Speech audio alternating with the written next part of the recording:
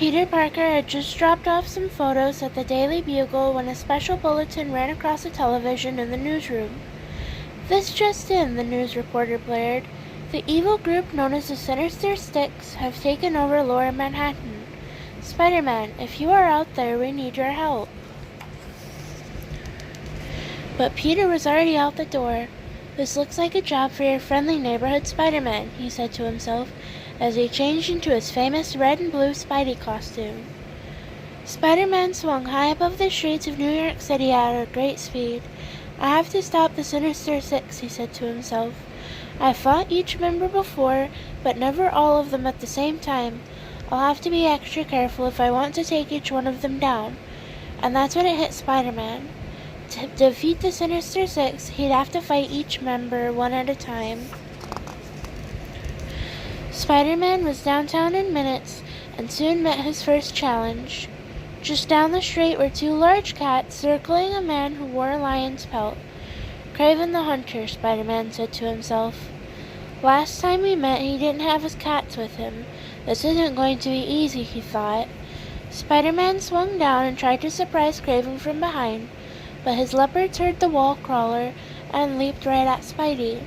"Whoa!" Spider-Man cried, barely dodging their sharp claws and snarling jaws. "Spider-Man, haven't you learned you can't sneak up on a hunter?" Kraven said as he commanded his beast to attack Spider-Man again. But this time the web-slinger had a surprise for them. Spider-Man shot webbing that covered both cats with a giant net. Holding tight, Spidey swung the webbed cats around and around and tossed them directly at Kraven. "Ah!" Kraven cried as the weight of the leopards knocked him to the ground. "What's the matter?" Spidey said as he swung away. "Cat got your tongue?" Spider-Man didn't have to go far to meet the next member of the Sinister Six. "Electro!" Spidey cried. "I'm shocked you remember me," Electro said as he fired several bolts of electricity directly at Spider-Man. But Spidey was fast and leaped out of the way just in time. Surprised at how fast Spider-Man was, Electro tried to fire another bolt of electricity, but Spider-Man quickly leaped toward the villain and landed a mighty blow to his jaw. "Seems like you've lost your spark, Electro," Spider-Man joked, as he swung off to find another member of the Sinister Six. Next, Sandman tried to trap the wall crawler in quicksand, but Spidey outsmarted him. He covered Sandman in cement and stopped him dead in his tracks. Suddenly, the vulture swooped down from the sky and slammed into Spider-Man from behind. "Do not mess with the Sinister Six, boy," the vulture said. But Spider-Man had already flipped behind the vulture, webbed his face, and started to ride the villain like a bull. "And do not hit someone from behind, old man," Spidey said. Spider-Man landed on a nearby rooftop and scanned the areas for another member of the Sinister Six, when suddenly something hit Spider-Man hard. "What was that?" Spider-Man said, rubbing his head. "Not what was that," replied a mysterious figure behind a cloud of smoke. "Who was that?" "Mysterio!" Spider-Man cried as the Master of Illusions stepped out from behind the smoke. "I have waited a long time for this moment," Mysterio said, as he hovered over the fallen hero.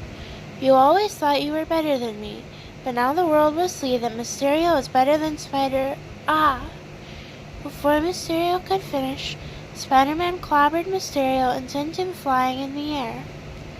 "Did anyone ever tell you that you talk too much?" Spidey said as he dusted himself off.